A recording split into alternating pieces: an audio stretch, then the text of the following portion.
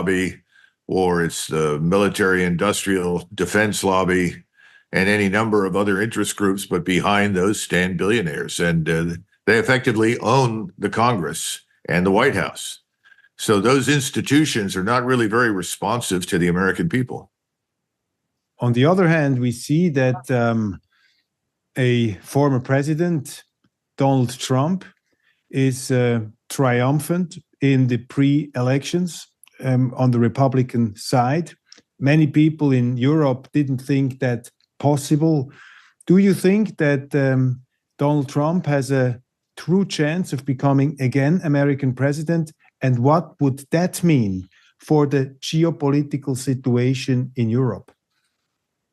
Well, there's a chance that he could become president, but it presupposes that there's enough electoral integrity to ensure that if he wins, he's actually inaugurated. That's open to question. More and more evidence has come out over the last several years about the election in 2020. So frankly speaking, first question is, can anybody be elected in the midst of this electoral integrity problem? And I don't have an easy answer to that. Secondly, assuming that he does get in there, what does that mean for the rest of the government? The last time he was elected, every rally that he attended, whenever he spoke to the American people, he was greeted with these thunderous chants. And the chant was, build the wall, build the wall. In other words, secure the southern border. When he was finally elected, what did he do? He said he was going to address the problems in Obamacare, a new healthcare legislation. What happened on the border? Not much. This is the problem. I don't know, given what he's got around him in terms of people, that we should expect anything different. I hope so. I'm not sure that the election is going to matter very much. Mm-hmm. And there are no easy solutions to the enormous problems we confront. No one running right now, with the possible exception of RFK Jr., has offered any solutions. Now, Donald Trump says, well, I'm going to conduct the largest deportation operation in history.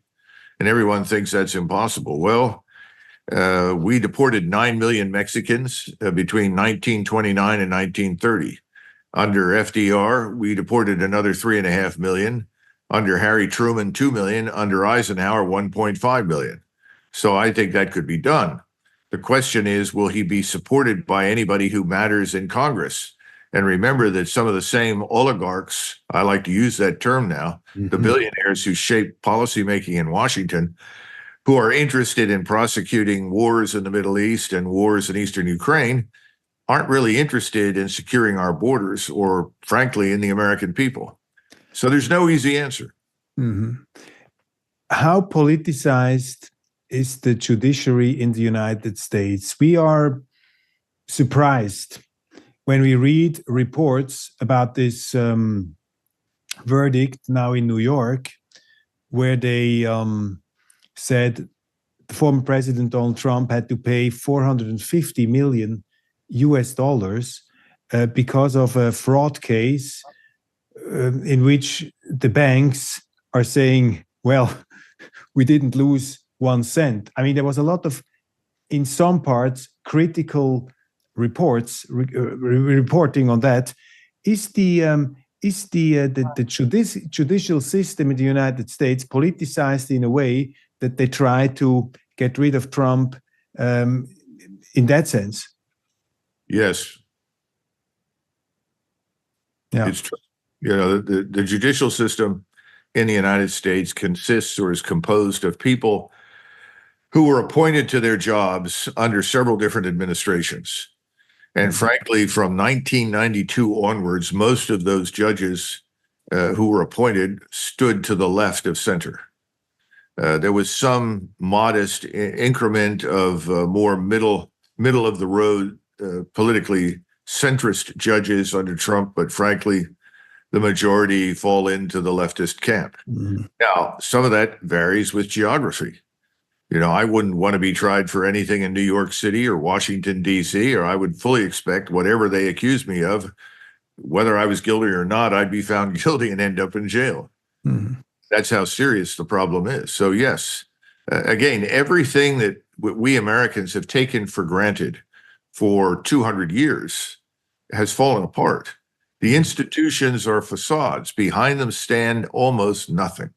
And public trust and confidence in these institutions is at an all-time low.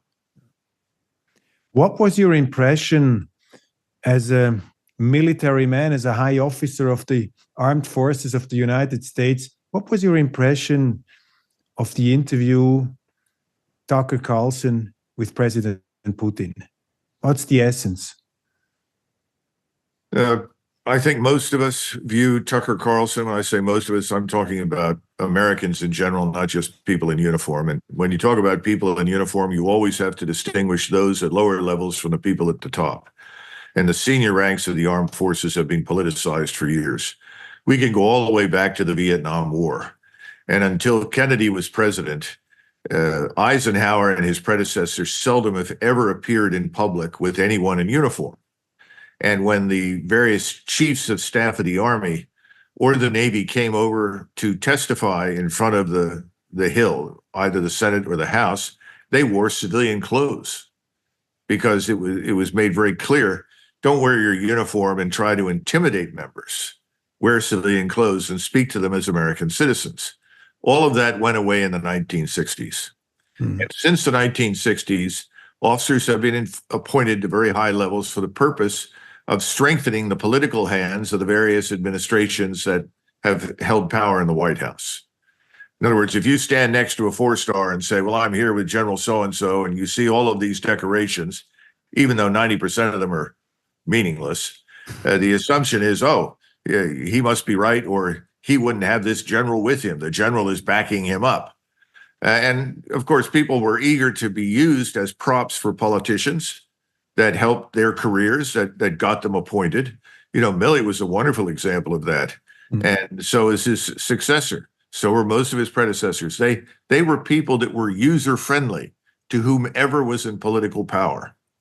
So that's an enormous problem. So when you say, as a former professional soldier, how do I feel? Well, I see Tucker as a voice for freedom of speech, as someone who is a voice in the wilderness right now in the media in the United States, and for that matter, in the West. I've read a number of German reports that are just over the top. They make no sense at all, describing Tucker Carlson as some sort of Putin agent. They don't realize the numbers of people in their governments that are bought and paid for by people like Soros and others. Tucker isn't bought and paid for by anybody, and neither am I. And I'm happy to list my sources of income and compare those with the retired generals that they bring onto the mainstream media. And gosh, you're going to be surprised where their money comes from. So suddenly their message is very predictable. So no, I think it was a wonderful exercise in freedom of speech. And I would say that 90% of what President Putin said, I agreed with completely. It was accurate. It was not an attempt to fabricate anything. Where he fell apart, in my judgment, was his discussion of the outbreak of the Second World War. That was unfortunate. I wish he'd have left that out completely, because that was a blemish on an otherwise excellent discussion. Interesting was that President Putin was somehow, that was my impression, trying to convince the West that first, he's not this crazy invader who wants to conquer the world, but that this is a conflict with the Ukraine, which has very old roots, ancient roots almost, and that he's still focused on negotiating. That was for me the essence of this interview. What is it for you? What was the most interesting thing you took out from that conversation? No, I think you're right. As I said, what he said was truthful. The amazing part to me is that he continues to hold out hope that there will be a negotiating partner. And I would have thought that after his experience in 2022, when Boris Johnson showed up and destroyed the agreement that both sides had reached, it would have been clear to him that he wasn't going to have a negotiating partner. The second part is, I'm surprised that he is still open to doing business with us in any form, because we have lied to him repeatedly for years, and his predecessors. Now, here's something your viewers need to understand. Mr. Putin has always been known as friendly to the West, and he's probably, as a Russian senior leader, an individual who understands more about the West and appreciates it, particularly because of his years in Germany, than almost anyone else in the Russian political elite. And I would be very concerned about what happens at some point when President Putin is no longer in charge, because others around him and many, many others who aspire to be in his place are very hostile to the West in ways that should frighten everyone. So, no, I agree with you. I think he did a wonderful job on that score. But of course, it doesn't make any difference what he says, because the media is in the hands of his opponents and frankly, our opponents, the people that are oppressing us, who are keeping the borders open, who are rewarding millions of people for coming to the country, passing out cash, phones, plane tickets, bus tickets, whatever they can get, and dumping them inside our country, much as you experienced after 2015, thanks to Mrs. Merkel and others. This is what faces us. And it's going to, I think it's going to blow up in everyone's face, but it probably won't blow up dramatically until the downturn in the economy really, really hits home. I mean, because we can't afford them. Yeah. What is interesting in the reactions we had in Germany and in Switzerland, a lot of people pushed this interview aside, saying, well, you know, Putin, he can say what he wants. He's this crazy dictator, he's this aggressor, he's this ruthless autocrat.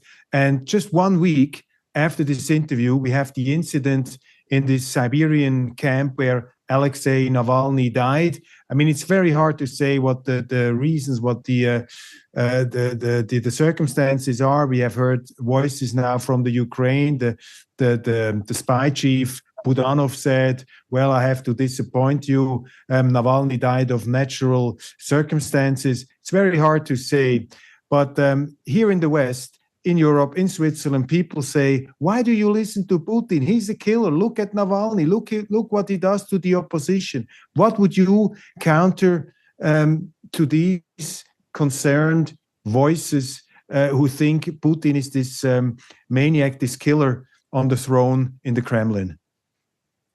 Well, even a broken clock is right twice a day, and Budanov, too, can occasionally tell the truth. I think he's telling the truth. We shouldn't be surprised by that. He's been through some very tough times. He's been through extensive surgeries. His health hasn't been good. So that's not impossible. I know that he was under consideration for some sort of trade with the West and the United States of Navalny. Mm-hmm. Yes. And it appears, and this is certainly substantiated by, I think, his wife's presence at the Munich Security Conference, he was always seen as the future Zelensky of Russia, as the man who would take over and sell his country out to the West. And I think MI6 and CIA both viewed him in those terms. I can't prove that because I'm not on the inside, but that's what reliable sources tell me. Mm. But again, it doesn't make any difference because the media in the West is going to say what it says. The difference between, incidentally, you and us is that we have alternative media. I don't know how much alternative media you've actually got anymore. I mean, the stuff coming to me from Germany is absurd. I mean, the descriptions, completely fatuous nonsense. I don't know what to say. But we do have alternative sources of media, although there's an ongoing effort, obviously, to suppress it. And this is a sort of idea of theory of complicity, that anyone who doesn't conform automatically to the mainstream narrative is dangerous and disruptive, which means he's telling the truth. So I think Tucker told the truth to the extent that he could. I think the interview is a success. It had a big impact here, more so probably here than in Europe. One has to stress the point that I haven't followed all your statements during this war, but when I heard you for the first time, I was always struck by your views and your predictions, which in my eyes seemed true. It came out as you predicted. And you were one of the very few voices, prominent voices, who said from the beginning that the Ukraine is fighting an unwinnable war. And in this fog of propaganda, which is foaming out of the media, I would like to ask you again now, looking at the current situation on the ground in the Ukraine, what are we seeing now? What is happening in the Ukraine at the moment in your eyes? I think the Zelensky regime is falling apart. They're beginning to engage in mutual recrimination. The key people in the structure are attacking each other, blaming each other. The forces in the field, which have been crumbling slowly for many, many months, are now really falling apart very quickly. There is no appetite anywhere in Ukraine to send more men into action. There's great resistance to it. The secret police, the SBU, is rounding people up and shooting people, but it's not enough. At the same time, the population lives in mortal fear of the Zelensky regime. In fact, I spoke with someone who came back quite recently, within the last couple of days, who told me that the population in Ukraine is far more afraid of the SBU and the Zelensky regime than they are of the Russians. And they all would like this to end. But you're never going to hear that to the mainstream media. But I think that's where it is. Zelensky seems to be very busy trying to close deals, selling off as much of Ukraine as he can to various agricultural conglomerates and BlackRock, headed by Larry Fink and others. I don't think it's going to last much longer. What's amazing to me, again, is that the Russians have exercised so much patience. And at some point, I think their hand will be forced. Putin's hand will be forced. He's going to have to close up the distance to the river to be sure. They are going to retake Odessa. They will retake Kharkov. Those things are already in planning and execution in the case of Kharkov. They've got about 110, 120,000 troops moving towards Kharkov right now, to Kupiansk. They have 90 to 100,000 headed to Dnipro. We'll see those things happen. The question is, what do you do about this cancer in Kiev? If you're Putin, you've got to get rid of it. It would be nice if the Ukrainian military itself took things into hand and did something, but that hasn't happened. So at some point, their hand will be forced. Now, I know that the Russian General Staff is currently considering the mobilization of an additional 800,000 troops. Now, given that they're well over that number right now, what would they need an additional 800,000 troops to do? Well, if you get no agreement from the West, if no one will talk to you, if you cannot negotiate an end to this, you are compelled to march west. You will have to grudgingly cross the Dnieper River and hope that once you cross and start heading west, that people will take you seriously. I mean, the recent photographs and news about tactical nuclear weapons being moved further west inside Russia, that's not designed to frighten everybody per se, because they have no interest in using those things. It's a demonstration of resolve. And it's telling us that if you contemplate attacking us, we will deliver total war and you will not win. I mean, that's the message. We hold a very weak hand. There's a reason that Chancellor Scholz and his colleagues have all laughed off Mr. Macron and his ridiculous statement about sending European forces or NATO forces into Ukraine. We certainly won't. We just cut 24,000 spaces out of the Army. The U.S. Army is now 450,000. That's a smaller number than the number of Ukrainian soldiers killed in the war. And now that number is out. I'm told now it's over 500,000, approaching 530,000. But for years, for months, people kept saying, oh, no, that's not true. Now people are beginning to admit the truth. It's harder and harder to conceal these things. 500,000 plus have been wounded. You know, we're talking about a generation of Ukrainians whose lives have been destroyed. It's not going to last, but you would think if there were a shred of humanitarian interest in people in Ukraine, that Scholz and his colleagues would stand up and say enough is enough. I mean, it is striking. When this war started, even the most renowned war correspondents wrote, this war, Russia will lose within several months. Their armed forces, totally outmoded, ancient. They're using tanks which are totally out of fashion. People were ridiculing the Russian armed forces, making fun of it. I mean, I remember colleagues of yours, or you would say, you know, professional soldiers, generals like General Petraeus, but others saying, well, in the February 2023, Mariupol will be reconquered, all these scenarios. What would you say after these 2 years now? What is your assessment of the Russian army from a military standpoint? How competent is Putin as a military leader, and how competent are these armed forces of Russia? A successful military commander always knows the limitations of his force as well as its potential. Without understanding limitations, you can't hope to be successful because you will demand either too much or too little of the force you command.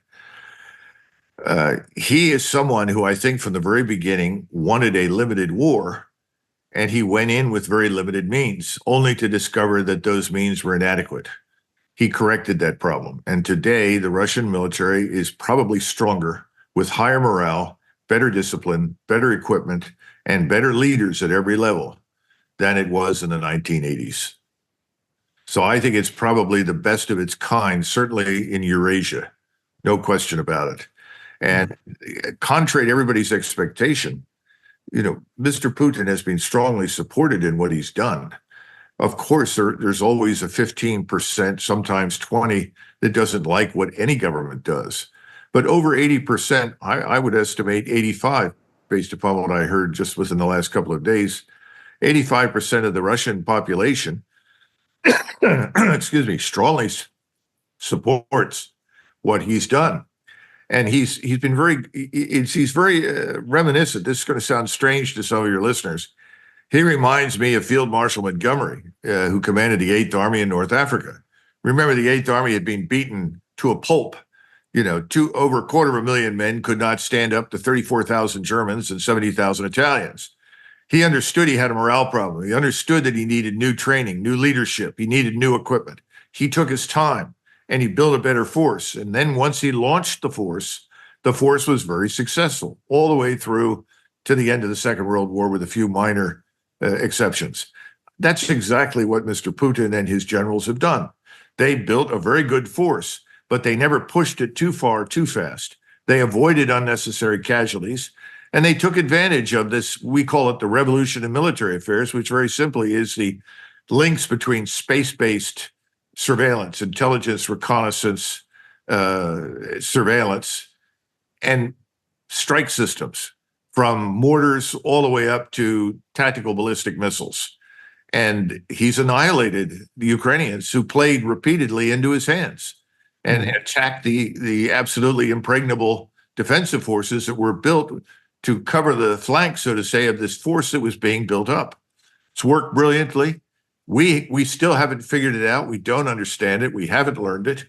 And people like Petraeus and others gave the Ukrainians terrible advice, because they treated the Russian military establishment as some sort of backward World War II anachronism that could be defeated by a modernized World War II force. It's failed miserably. But again, they are on the winning side, these retired generals and politicians, because they're well subsidized. They're well paid for having said what they did. Remember, the truth doesn't matter. That's the sad part. It's the message. The narrative is what counts. And if you supply the narrative and you pay people to repurpose and repeat the narrative over and over and over again, then you eventually convince everybody it's true. And remember, most Americans were never interested in Eastern Europe. And so when you step forward and say, well, all of these retired generals were wrong, people look at you sort of with a blank stare. Really? Oh, they're generals, aren't they? I mean, this is pathetic. It's tragic. Same thing's true in Great Britain, where you have lots of blowhards who are senior officers over there predicted the same nonsense.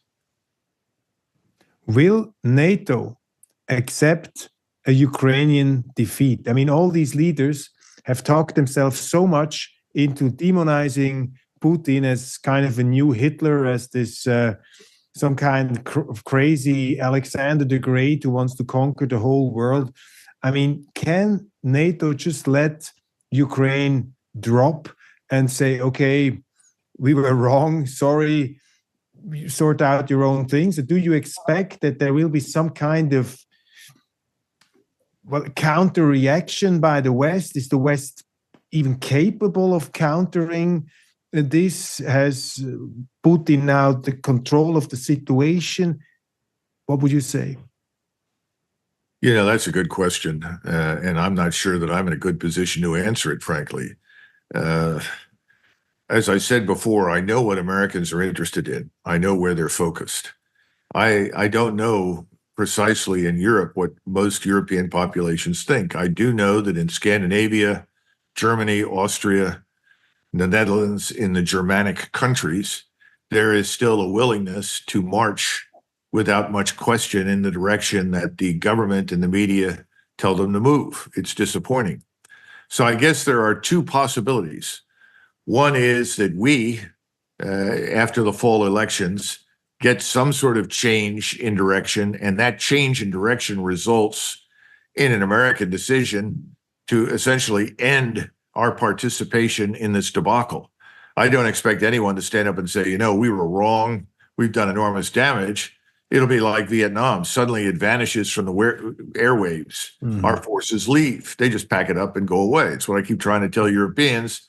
We're a commercial power, but we're primarily an air and naval power. So when things don't go our way, we leave. That's the simple truth.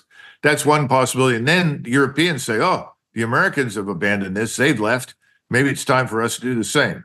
That's one possibility. I don't think NATO will survive, friend. I'd be very surprised if it survives this whole crisis. Eventually, it'll go down.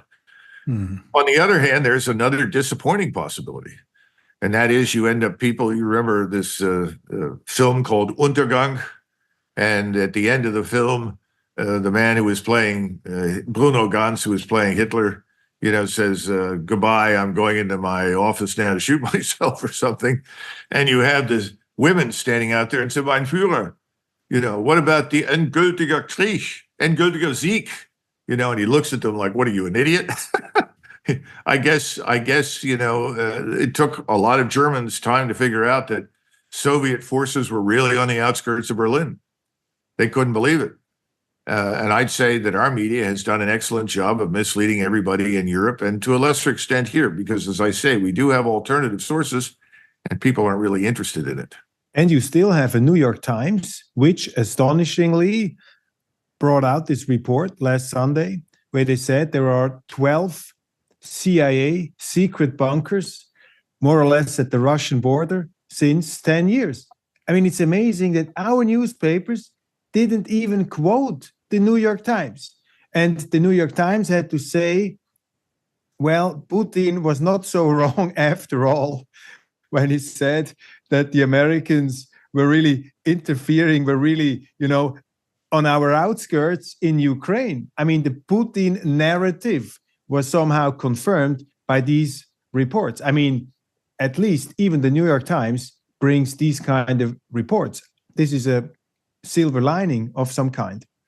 Well, what that really indicates, because we've been down this road before, where reports are leaked deliberately from the intelligence committee because the decision has been made to end everything, to basically begin the gradual retreat or withdrawal. We had similar experiences in the last year or so in Afghanistan. Now, we always knew that everything that was being said about Afghanistan was a lie. But again, it wasn't confirmed until near the end when it became clear, well, we're going to get out. And you have similar problems in the Middle East right now. We did that in Vietnam. It was only towards the end that you began to see the truth emerge. So I'm sure that the New York Times probably said, well, what do we lose by publishing this? Because it's probably going to happen anyway. They've leaked it. If we don't publish it, somebody else will. And we want to be able to say that we did tell the truth at some point. Because so you would say this is like a mental preparation for leaving, for giving it all up? I think so. Yeah, I think so. We always end on an optimistic note in these not so optimistic times. And I want to ask you as a final question, I have a theory, an optimistic theory, and I just will present it to you very shortly. And you have to counter it, or probably you find it's somehow corresponding to reality. I think it's a gut feeling. Probably it's wishful thinking. I don't know. I think that the Russian president, who has now the upper hand militarily, he wants to, as he said, demilitarize the Ukraine. He doesn't want NATO in his garden. He wants to create a buffer zone with some kind of militarily non-threatful, whatever kind of rest state of Ukraine. But then he will, from a position of relative strength, stretch out his hand to the West, because the Russians and the Chinese are not very easy bedfellows. And the alliance of China and Russia is not really an alternative from the Russian perspective to the Russian relationship with the West, because my gut feeling is the Russians think, and especially Putin, they are some kind of Europeans. They want to have the Western respect. They want to be respected by the West. So the good news is, when Putin wins this war, he reaches his goals, then he has a position of relative strength, and then he will try to build a bridge again to the West. Is that realistic, or is this total wishful optimism? Well, I think most of what you've said is accurate. And again, I go back to what I said earlier about Putin. Let's hope that Mr. Putin remains in office for the foreseeable future, because he's the one who does share your orientation towards the West, particularly towards Germany. He's someone who knows history, and he knows that the two world wars were anomalies. Those were exceptions in the history of the German and Russian-speaking peoples. The majority of Germans were always doing business with Russia and vice versa. The two benefited from each other. He sees it in those terms and would ultimately like to see that happen again. Having said that, he would like to have good relations with Poland. And he's made that very clear on numerous occasions. So that much, I think, is true. It's a mistake to attach too much significance to this Chinese thing in the sense that there's some problems there. China and Russia are perfectly made for each other. Why? Because Russia has all the resources, the abundance of minerals, you name it, and the agricultural products that China desperately needs. China needs oil. It needs coal. China consumes virtually all the coal that it mines for itself. It needs millions of tons more than that just to run its industries. It does not have vast natural gas pipelines all over the country, but it can distribute coal via trains and rail and road. There are a lot of things that the two need from each other, but that doesn't mean that there's hostility. Neither is interested in fighting the other. And remember that they both share similar views in terms of who is a future possible opponent. And that possible opponent is right now us, though I think that will diminish in the future because we're losing interest in this nonsense. There's no reason for us to be in Asia with military power. That's all nonsense. The Chinese are not an aggressive military power. So what do the Russians and Chinese share in terms of a view of the future? It's called Japan. Japan is a juggernaut. Japan is unlike any other country in Asia. Japan is a hugely powerful scientific industrial state with excellent armed forces that could overnight defeat anything sent against them. Now, the Japanese don't want a war either. Okay, let's not get confused. But if you're Russian and you're Chinese, you worry about us, but you say, well, the Americans, they may pull out anyway. They're not in Asia, but who's here to stay? Who do we worry about? That's Japan. There are a lot more reasons for the Russians and the Chinese to cooperate than to struggle with each other. So I wouldn't attach too much significance to that. But everything else you've said is true. And I don't think that's a new development in Russian history. And I hope that someone in Berlin wakes up, smells the coffee, and recognizes this is all nonsense. By the way, if you look at what happened with the Nord Stream 2 or Nord Stream 1, back in the 50s and the 60s, the United States went to great lengths to ensure that the EU did not buy natural gas and oil from Russia to the extent that we could. We obstructed it then. We've obstructed it again recently during this Russo-Ukrainian war. Why? Because at the time, it was the Cold War, and we were trying to isolate the Soviet Union, which represented an existential threat to us in the West. It was real. That's not true today. There's no reason for it. The Europeans need to wake up and figure that out. The Russians, by the way, if you were sitting in Moscow and you looked west and you look at what's going on in Germany, Sweden, France, my God, why would you want anything to do with managing those countries? Those societies are in trouble. Those countries are in turmoil. The Russians aren't interested in that. They want to ensure that their society survives and flourishes.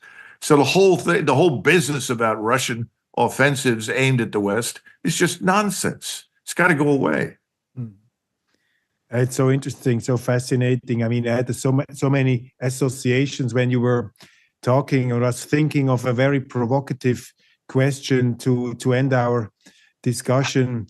And the provocative question would be, you can be put into prison probably in Germany for asking this, but the longer I look at it, and of course it's very difficult to make a final judgment on current events, but I just thought of a statement by the American director Oliver Stone, who said in an interview with Die Weltwoche many years ago, 7 years ago probably, he said, we asked him, what do you think about President Putin? After he had this very long conversation. And Oliver Stone said, well, to me, he seems like probably the most reasonable man in this madhouse of idiots crowding our political arena. Is Oliver Stone so completely wrong with his statement? No. And the problem for us is that if you look at President Modi in India, look at President Xi in China, President Putin in Moscow, those men have been around for years. They all know each other very well. How many people do we have in power today who have any real experience of wielding power for more than a few years? Very, very few. And what kind of a structure did those three men emerge from? Whereas you don't get to the top in India or China or Russia by being stupid. Get there by being extraordinarily intelligent, well-informed, and of course, ruthless, determined, all of those things. What have we got? It's sort of amateur hour in the West. This is the most unimpressive collection of people I can imagine. It certainly in my lifetime. When I remember visiting for the first time in the early 80s, the German Foreign Office in Berlin. There were still people in that Foreign Office whose fathers and grandfathers had served in the German Foreign Office. You're talking about people that went back before World War I. These were products in that line. They were highly educated, very thoughtful people. They could quote in great detail GDP figures for every country. They spoke multiple languages brilliantly. They knew everything that was happening around them. And there was none of this hostility or hatred. It was all very objective, very matter of fact and fact-based. No emotion. And see, that's the problem. We tend to appeal to emotion over reason all the time, and it seems to win. And perhaps this is one of the unfortunate downsides of Republican government. I don't know. But I think we are at the end of a disappointing era. The West, certainly in terms of leadership, has reached entropy. We have, I think, as you say in German, lots of leere Schüssel. The professionals and the amateurs. To quote one of your favorites, I guess, Johann Wolfgang von Goethe, he said, famous saying, nichts ist schwerer zu ertragen als eine Folge von guten Tagen. Nothing is harder to bear than a series of successful days. And this decadence you are describing so eloquently in the West is somehow the product of the success of the West and of these eternal circles you always see in societies. But isn't Modi, Xi Jinping, Putin, at the end of the day, this kind of blow of reality, the knockout of reality that could wake up the West to remember its own strengths and qualities? I think, yes, I'm still optimistic about Europe. Europe has been dead. Under the Trump administration, the current CEO of Our Country, Our Choice, which I advise everyone to go check out if you haven't somehow already, if somehow you've missed it. because that is the one bright spot that we can point to of hope for this country. Doug, welcome back to the show. Thanks.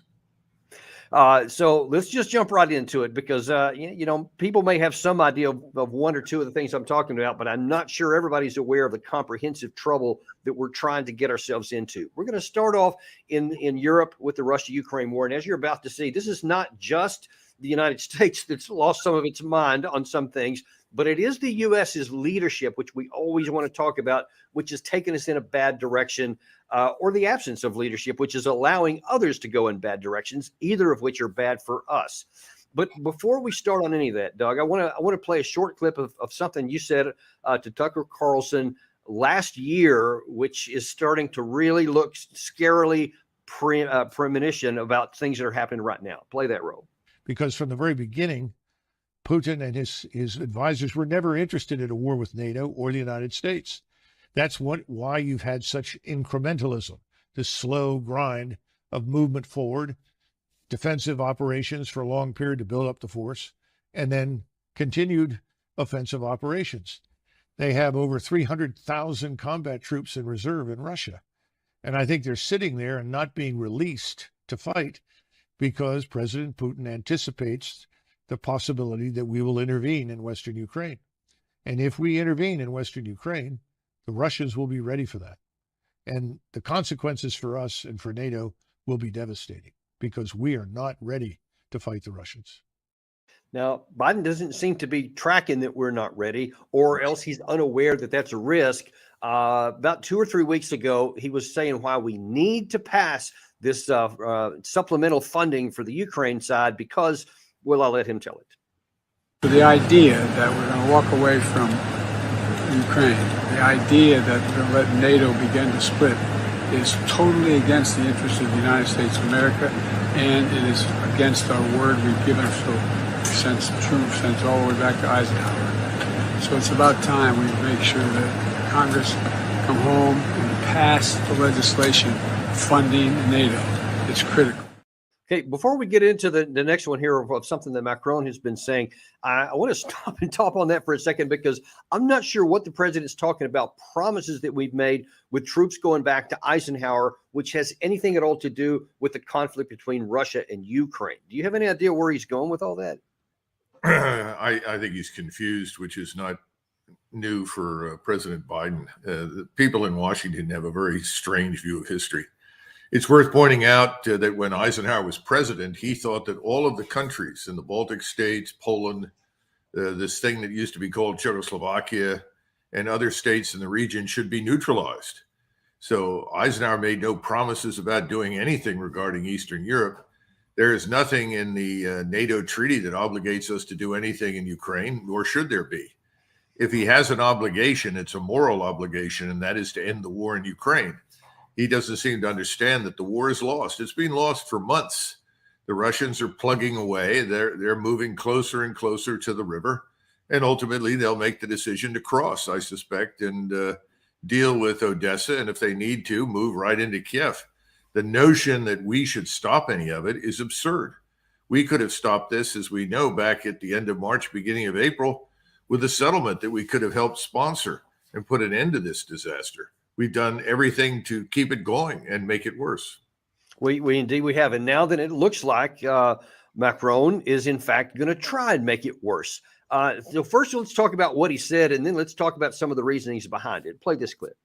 Is it or is it not our war? Can we look away and let things unravel? I don't think so. I call for a strategic surge and I stand by it fully. We need to be realistic about the situation that's unfolding in Europe, the risks that exist, and what we need to stand for.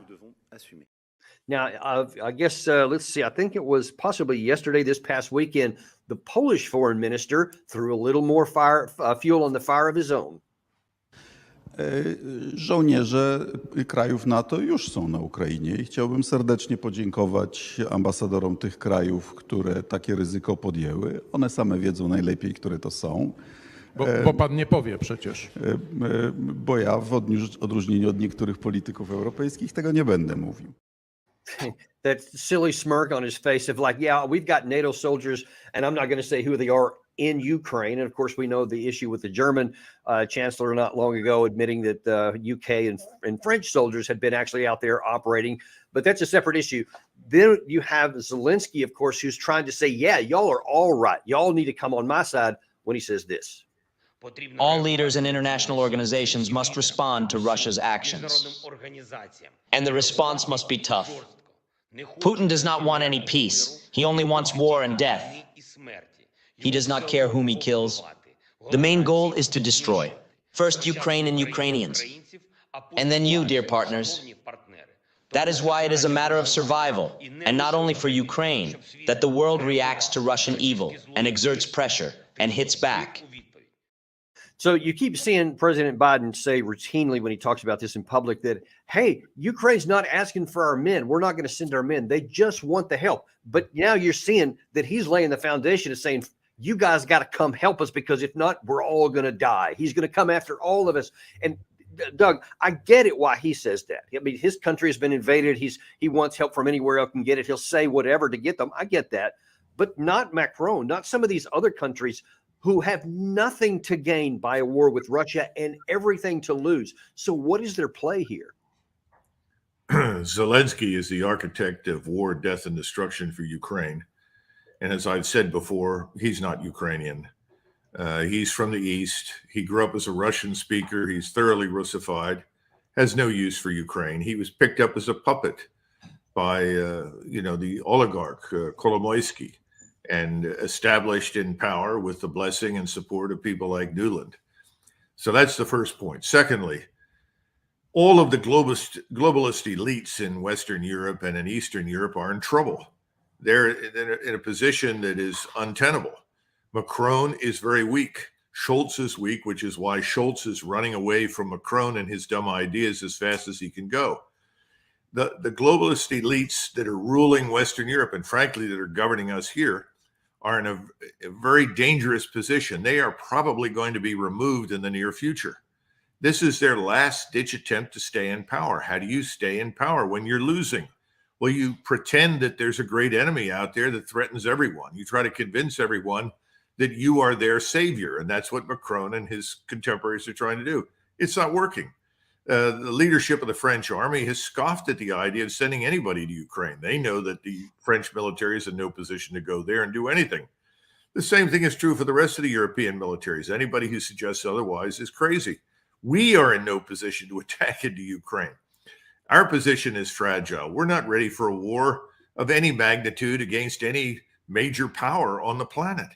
So it's all nonsense. It's empty rhetoric. It's designed to create an illusion they hope will keep them in power. It's not going to work.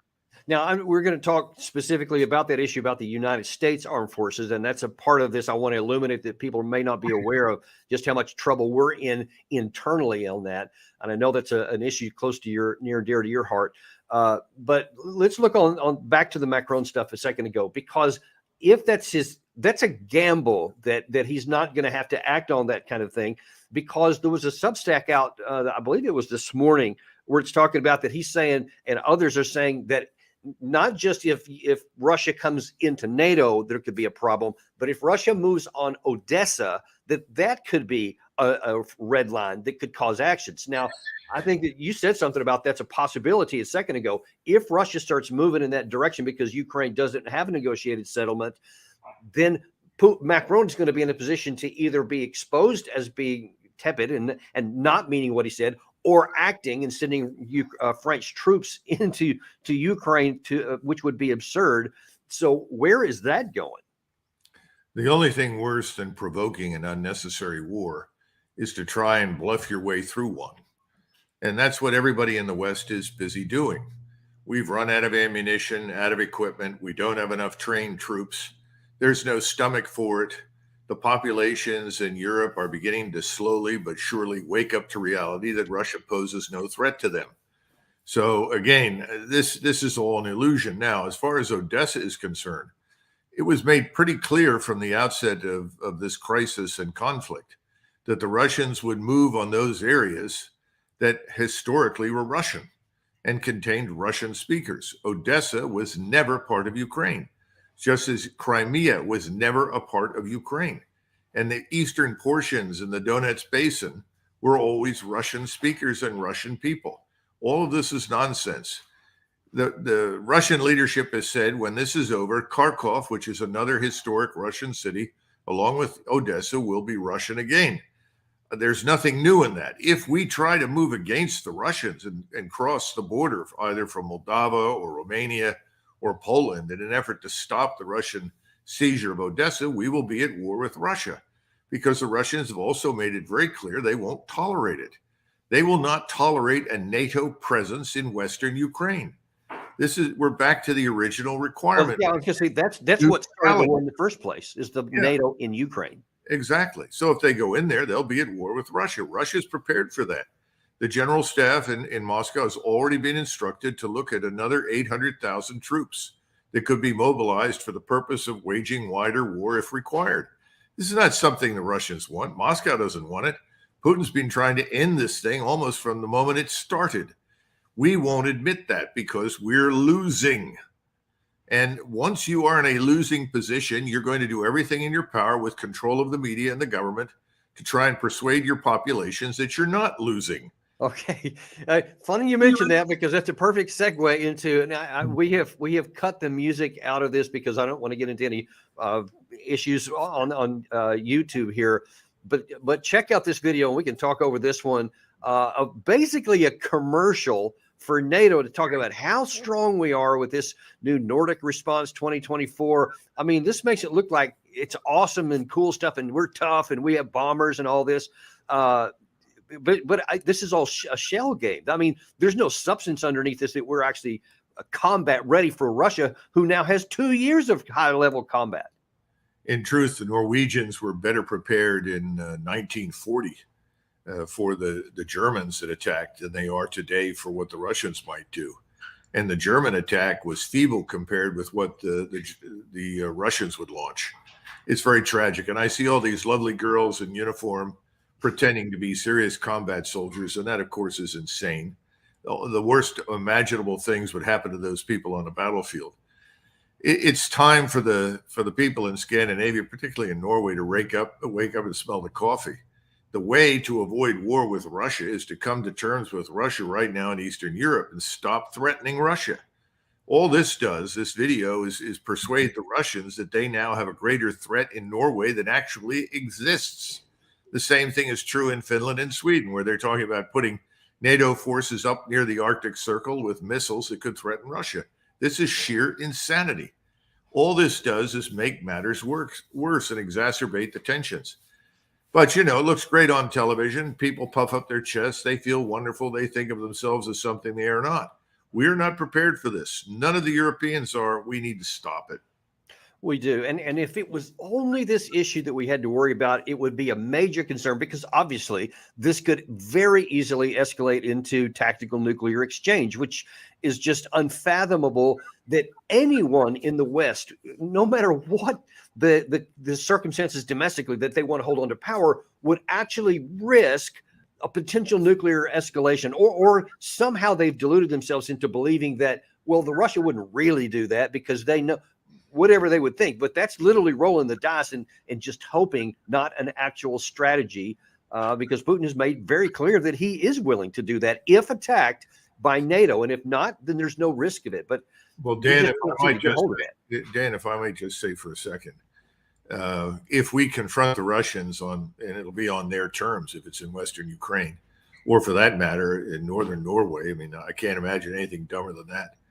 But if we do, we would face the unfortunate choice of either admitting defeat and conducting an ignominious withdrawal, which I think would be inevitable, or using nuclear weapons to compensate for our weakness on the ground. Remember, if you go back to 1969, the origins of flexible response were very clear. We didn't want to be in that position. We wanted to have enough conventional military power that we could deter the Russians. That meant making it clear to the Soviets at that point in time that if they attacked us, we had enough to resist them effectively and make the attack fail. That's very different from what we're doing now. We're threatening Russia with an attack, with a series of attacks. That's not how you make peace. That's how you create a war. Right. And that's actually my number one driving imperative or concern, rather, is that we keep taking actions that don't deter the enemy, that don't make us safer, that don't work towards a negotiated settlement, but increase the chance of war. And unfortunately, it's not just there. Now, this next one little point yeah, here sure. that I'm making. I was at the National Interest for a special dinner in 2019. And the dinner was populated with a number of neocons who were very anti-Russian in their outlook, free to express their hostilities to a Russian guest, by the way. And when this was over, I engaged one of them from the Atlantic Council in a discussion. And I said, don't you understand that if you press this issue in Eastern Ukraine, you're going to end up with a war? And he looked at me and said, oh, that's ridiculous. There will be no war. That's not what we want. And there's not going to be a war. You don't understand. Russia won't do that. We have fundamentally misjudged and miscalculated Moscow from day one. It's time to stop. At some point, you have to listen to what the people in Moscow say and take it seriously. We aren't doing that. They've made it very clear. If we get involved in any way in Western Ukraine, we're going to end up at war with Russia. And that war could go to the global nuclear level unless we stay out. We don't want that. No sane human being would. No president of the United States in the last 80 years would even consider such a ridiculous notion. Right. That is my concern, that I don't want that to be a past tense thing. Hasn't in 80 years. I would like to see it continuing on forward. But we spread now actually into the Middle East. Now, I don't want to go into the whole Israel-Hamas war and all that goes along with that. We could do a whole show on that. But this comment here by John Bolton over the weekend, I think it was, really, though, expresses kind of what the elite group in Washington, regardless of their political background, seem to be thinking. And certainly there's lots of advocates on both the right and the left for what Bolton says here. This is not a Hamas war against Israel. This is not a Palestinian war against Israel. This is not an Arab war against Israel. This is an Iranian war against Israel through a number of surrogate terrorist organizations like Hamas, like the Houthis in Yemen, like Hezbollah in Lebanon and Syria, like the Shia militia groups in Iraq and Syria. All of these are part of the Ring of Fire strategy that Iran has been creating over the years. And to treat Gaza as the conflict is in itself a mistake. And the administration simply will not point the finger of responsibility at Tehran, which is the epicenter of all this. So it's like a ring of fire, the whole area. We need to get into a war everywhere. Definitely keep all of our troops in Iraq and in Syria and everywhere else in the Middle East, and expand. Clearly, he wants to go into Iran, where he's just been hanging for that for a long time. But there is nothing in America's national interest benefited by that to have anything to do with expanding the war to Iran. And I don't know, Doug, I think that no one learned a lesson from 2003 to where we went into a war against Iraq that was never necessary and basically handed Iraq over to Iran. So our position has been weakened because of that. And now he wants to somehow do it again. I can't even imagine the logic that would go behind that.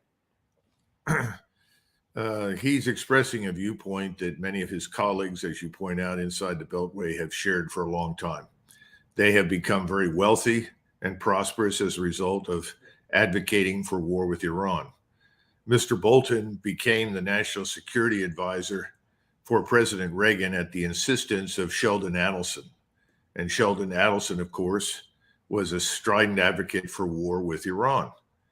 We had Senator McCain, who's Norman Podhoretz, who was his national security advisor, if you will, who talked about waking up every morning and praying every night that we would be at war with Iran. This is the same old trope. Nothing has changed. Iran, contrary to popular belief, is not behind everything. There are many, many forces operating in the region that have little or nothing to do with Iran. In fact, some of the most dangerous forces like ISIS were actually targeted against Iran and against Shiites inside Iraq and Syria. I think this is an old problem. It's not going to go away because these people are extremely well funded. Mr. Bolton is a millionaire and he didn't make that money in business.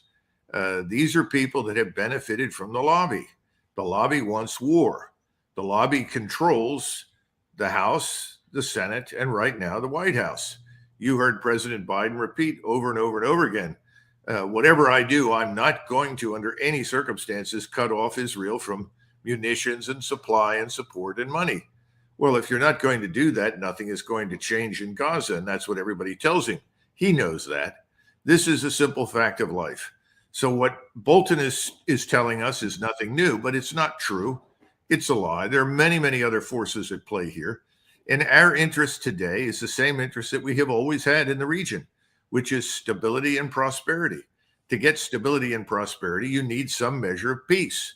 We're not supporting any efforts to create peace. We're supporting efforts to cultivate wider war, and we're going to get it. When Ramadan ends, I would say all bets are off after the 9th and 10th of April. We're going to see people coalesce into new organizations, and actions will be taken.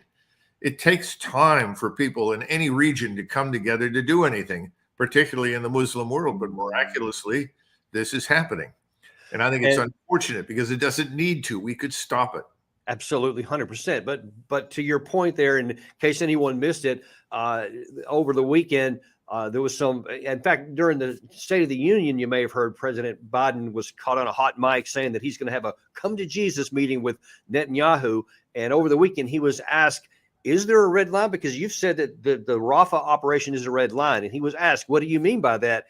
And here's his response. The defense of Israel is still critical. So there's no red line. I'm going to cut off all weapons so they don't have the Iron Dome to protect them. They don't have. But there's red lines that if he crosses and he cannot have 30,000 more Palestinians dead as a consequence of going after. There's other ways to deal with the trauma caused by Hamas. That was stunning even for Biden to literally say there, after saying there's a red line, then on national television, global observing, especially in Tel Aviv, to say, well, there really is no red line that I'm going to stop giving him. So basically, he just gave Netanyahu a huge green light to do whatever he wants. Mr. Netanyahu has only really one option at this point, and that is escalation. He's brought Israel into a confrontation with the region. At the moment, they think in terms of exclusively the Arabs in Palestine and Gaza. They are considering possibilities with Hezbollah, but they will undoubtedly go into Lebanon and take on Hezbollah. But they think they've mastered the moment. They think they've mastered the moment because they see us as their essentially obedient servant. And the readiness of the United States Armed Forces, probably air and naval power only, but nevertheless, to step in and support whatever they want to do. As long as that unconditional support in Washington and London exists for Mr. Netanyahu, he will escalate. And after Ramadan ends, I don't know if they're going to wait that long to go into Rafah or not, but once that ends, the entire region is going to go through a tremendous transformation.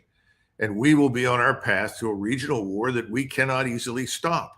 Right. We still have the opportunity right now, if we were willing to do it, to call a halt to all of this and insist on something else. But obviously, that's not going to happen. And that's exactly why the premise at the start of this show is that Biden is doing things all over the place that is pouring fuel onto potential for expanding war, not anything to dim it down. So we talked already about what happened what's happening in the Russia-Ukraine and the catastrophic consequence there and how we just keep rolling. Now here he's saying more fuel on the fire of wars here that's moving us in the opposite direction of peace.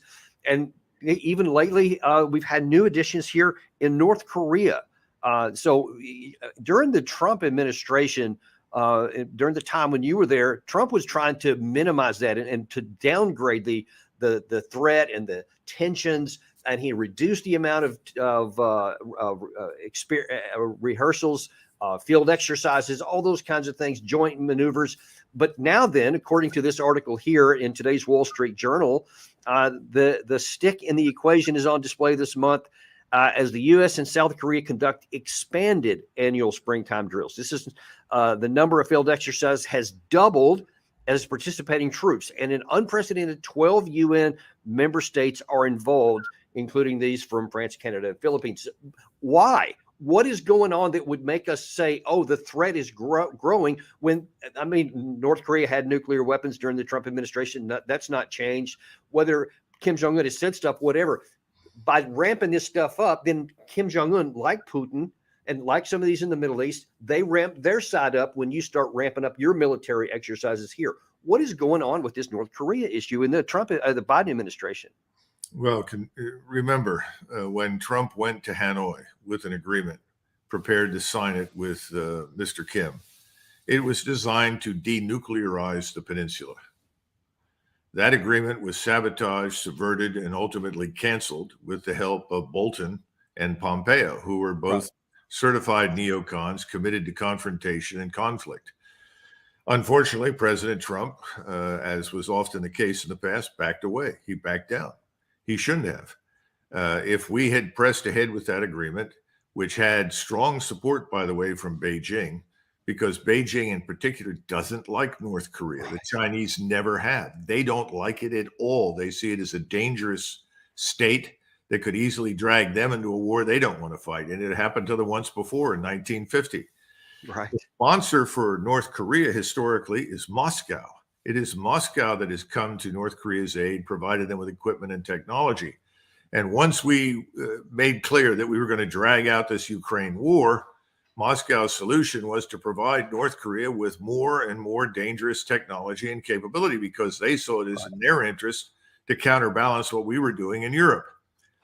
This is a spiraling problem that needs to stop. But what we are doing, predictably, is escalating. We are sending a message to North Korea that they are, in fact, in greater danger than ever, and we're prepared to do anything within our capabilities to attack them. We are also putting, by the way, advisors on small islands off the coast of China.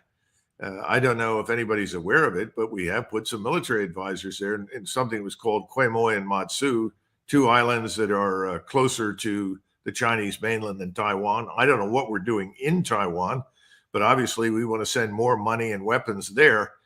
Everywhere along the Eurasian periphery, we are escalating because we have, for the last 50, 60 years, sometimes successfully, sometimes not, bullied, bombed, and sanctioned countries into agreement with us.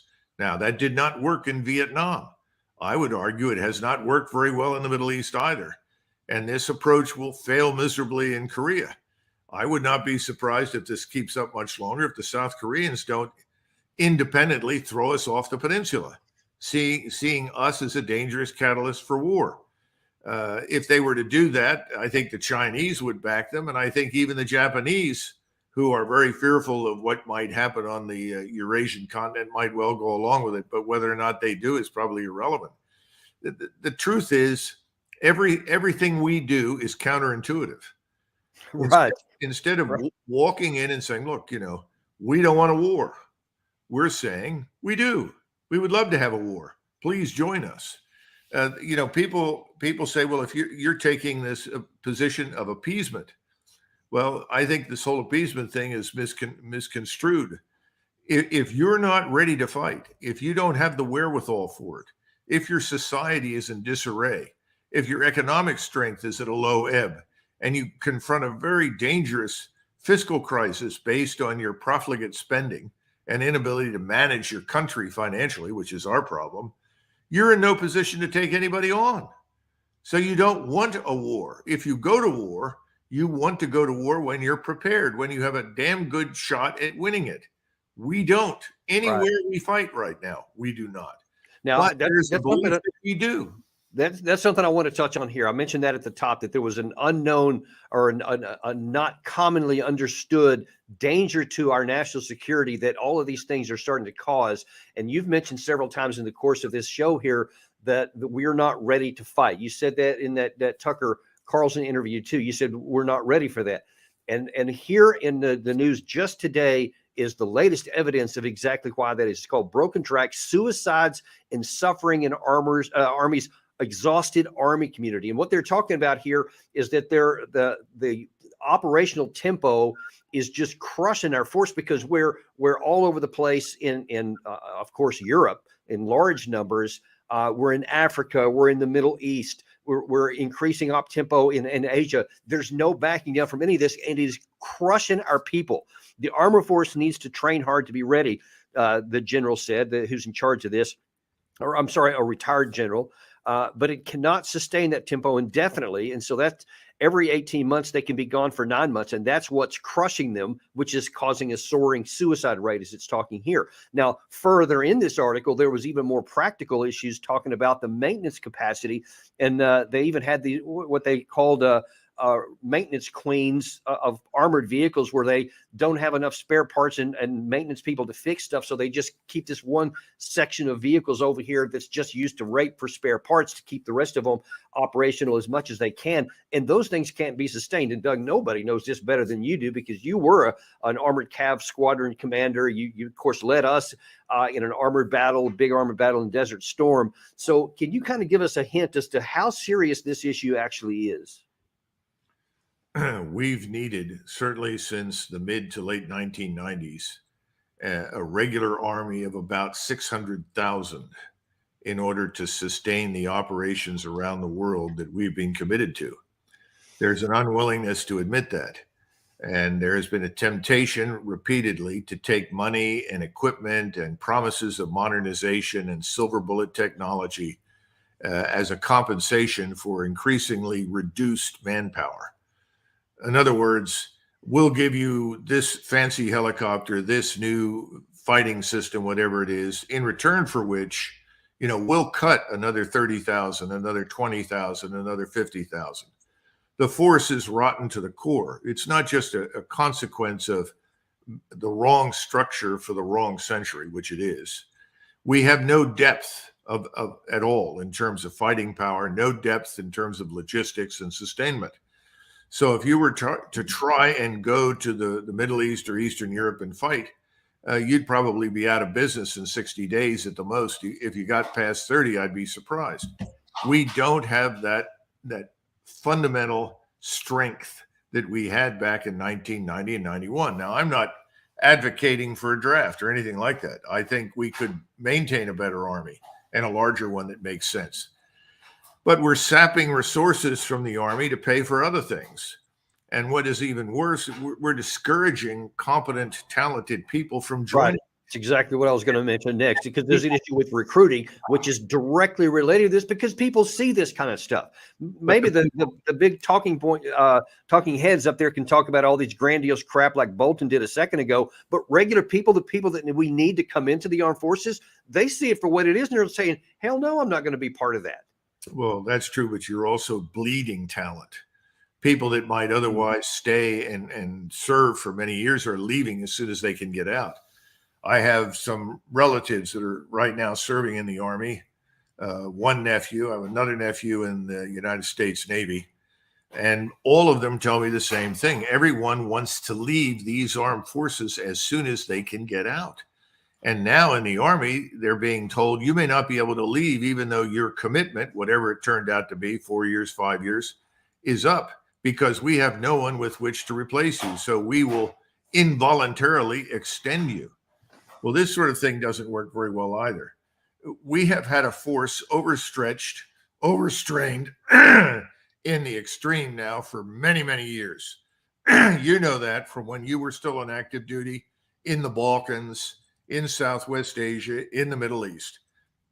This is not just a serious morale problem, it's a morale killer. And people that can do other things, that want to do other things, will get out. Look, the entire force structure is a disaster. It all needs to be overhauled.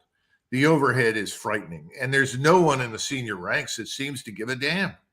That's what's really, really depressing to me. One of the things I learned as I rose in the Army and was exposed to more and more senior officers is that they look at the enlisted men as sort of fungible parts. So 10 leave, we'll find 10 more next week. No, you won't. And how good these people are, the human capital counts.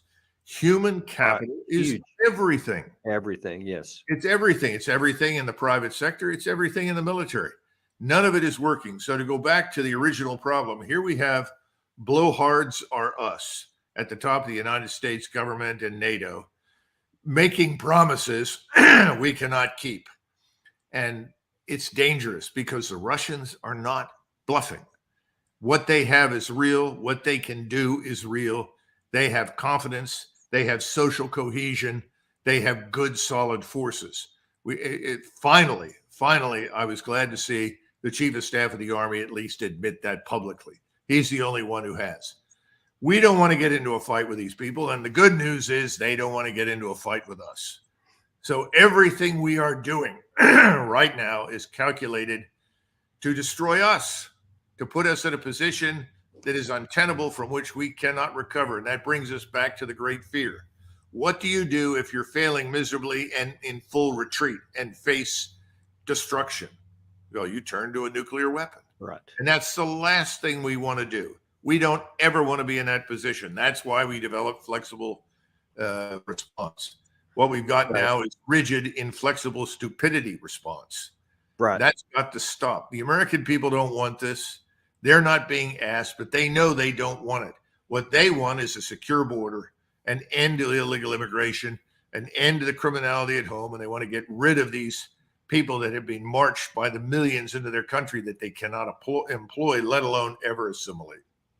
And so I think I know the answer to this question here, but what if any of these fires that we're throwing gasoline on right now erupts and blows up, and our troops are actually called in to fight an actual war against a competent enemy, wherever it may happen to be? What do you think would happen in like, say, the first 6 months of any kind of conflict like that with the force we have right now?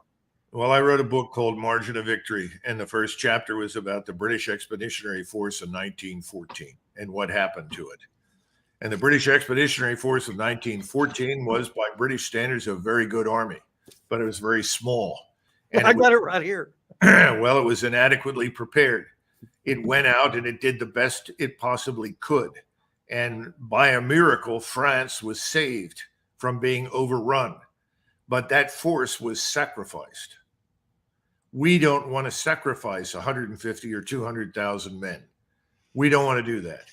And unlike 1914, when the British had a French ally that put millions of soldiers into the field, we don't have an ally like that. We have no allies with any substantial military capability. That's the problem. The once great German army and air force no longer exists. They were the ones that we would have depended upon acutely in any crisis or conflict, as you know. That's gone. You can't build it up overnight. So the smart thing to do right now is to end this fighting, to cut the best possible deal that we can get for the Ukrainian nation, and to try and help the Ukrainians recover, which is very much open to question right now. Instead, the vulture capitalists want to go in and strip it and exploit it and use it for their own purposes. And no one in Europe is standing up against them. And no one in Washington seems to care. And why would they? Because they're also beneficiaries of the vulture capitalists' largesse. They are. And that's 100% in agreement, 100% in agreement with that's what we should do. And obviously with our current leadership and the crazies you just mentioned, that seems pretty low that that's going to actually happen. Before I let you go, Doug, I do want to mention one other thing. You actually brought up the issue of the border or so. And I don't know if you caught this over the weekend, but during there was a bit of a clash during the State of the Union between Lake and Riley and Marjorie Taylor Greene. It's been covered a lot here. But over the weekend, President Biden discussed that and had a really strange thing to say about the assailant that actually killed her. Lincoln Riley, an innocent young woman who was killed by an illegal. That's right. But how many of the thousands of people being killed by illegals? To her parents, I say, my heart goes out to you, having lost children myself. An undocumented person. And I shouldn't have used illegal. It's undocumented. And I'm not going to treat any of these people with disrespect. Look, they built the country. I just have to scratch my head when you don't want to insult the person who murdered a young woman in America. I don't get that. Well, we live in an upside down world. And the upside down world is one in which the criminals that commit crimes against American citizens are really misguided, slightly deranged, but okay, and should be released back into the population. And illegal immigrants or migrants, they're really okay. After all, they built the nation, which you and I both know is absurd nonsense. This is all too reminiscent of the. दोस्तों इस video में मैं आपको video किस तरह से video zoom करते हैं और जूम आउट करते हैं। दोस्तों आपने कई जगह देखा होगा जिसमें आपने वीडियो को जूम इन और जूम आउट करते देखा होगा किसी की वीडियो में, तो वो बहुत ही आसान तरीका है। अगर आप इस वीडियो को पूरा देखेंगे तो आपको बहुत ही अच्छे तरीके से समझ आ जाएगी और आप बहुत ही अच्छे तरीके से किसी भी वीडियो को जूम आउट या जूम इन करना सीख जाओगे। इसके लिए आपको वीडियो पूरी देखनी पड़ेगी, तभी आपको समझ आएगी। और अगर वीडियो आपको अच्छी लगे तो आपने वीडियो को लाइक कर देना है और कमेंट में बताना है कि और इस टॉपिक से रिलेटेड आपको कौन सी वीडियो चाहिए। तो मैं आपको पूरी कोशिश करूँगा समझाने की वीडियो को किस तरह से जूम इन या जूम आउट किया जाता है। तो आपने इस वीडियो पर बने रहना है ताकि आपको वीडियो की पूरी समझ आ सके। चलते हैं वीडियो की तरफ। मैं आपको वीडियो जूम इन और जूम आउट करना सिखाऊंगा, तो आप अपने अच्छे तरीके से बने रहना है। और काइन मास्टर में आपको इतने अच्छे तरीके से समझाऊंगा कि आपको कोई भी नहीं सिखा पाए। दोस्तों इसके लिए आपको मीडिया में जाना है, अपने फाइल सेलेक्ट करनी है जो आपको जिसमें आपको वो करना है, ये इस पर सेलेक्ट करना है। उसके बाद दोस्तों जो वीडियो आपको जूम इन या जूम आउट चाहिए करनी है वो वीडियो करनी है। जैसे कि दोस्तों मैं ये वीडियो करना चाहता हूँ, ये दोस्तों वीडियो मैंने ले ली। अब दोस्तों इस वीडियो को मैं जूम करना चाहता हूँ, तो मैं किस तरह से करूँगा। सबसे पहले आपको क्या करना है, इस वीडियो को सिलेक्ट करना है। सिलेक्ट कर लिया, उसके बाद दोस्तों क्या करना है, उसके बाद आपको दोस्तों इस तरह से करना है, ये बीच वाले में लगाना है दोस्तों। इसमें ये दोस्तों आप गौर से देखते जाना है ताकि आपको इस पर दोस्तों आपने क्लिक करना है। क्लिक करने के बाद दोस्तों आपने अब क्या करना है, अब आपको जूम इन अगर करनी है दोस्तों, आपको कोई पार्ट करना है या जो भी करना है आपको जूम करने के लिए दोस्तों ऊपर वाले को लगाना होगा। जो भी आपको करना है, ये पार्ट ले लिया, उसके बाद आपने इधर काट लगा लेना है। अब जो ऐसा आपको चाहिए, सॉरी आपको कार्ड लगाना भी सिखा दे जो आपको ऐसा चाहिए दोस्तों। इसके लिए अगर आपको स्पेसिफिक हिस्सा चाहिए जिससे आपने वो लगाना है, जूम इन या जूम आउट करना है, उसके लिए आपको क्या करना होगा, आपने इसके लिए वीडियो को सिलेक्ट करना होगा। ठीक है, अब कोई सा भी पार्ट ले ले, मिसाल के तौर पर मैं ये वाला पार्ट ले लूँ, तो उसको अपने काट देना है। मिसाल के तौर पर इस पर आपने लगा देना है, इस पर दोस्तों। ठीक है दोस्तों, इस पर लगा देना है और अब बीच में से आपने काट देना। अब जो आपको चाहिए फिर आपने वहीं पर जाना, अब स्पेसिफिक हिस्सा जो आपको चाहिए। ठीक है, अब यानी कि मैंने ये ले लिया, अब इसको जूम इन करना है, यानी कि आपको करीब करना है दोस्तों। आप वीडियो को बहुत ज़्यादा करीब करो, तो आपने ऊपर वाले को सिलेक्ट करना है और वीडियो को यहाँ से जितना अंदर तक लेना चाहते हैं दोस्तों, यहाँ से यहाँ पर दोस्तों आपने करना है, इस जगह पर दोस्तों आपने जूम इन या जूम आउट करना है। ठीक है दोस्तों, अब आपने जूम इन करना है। पहले दोस्तों ऊपर वाले पर क्लिक करके इस पर क्लिक करके ये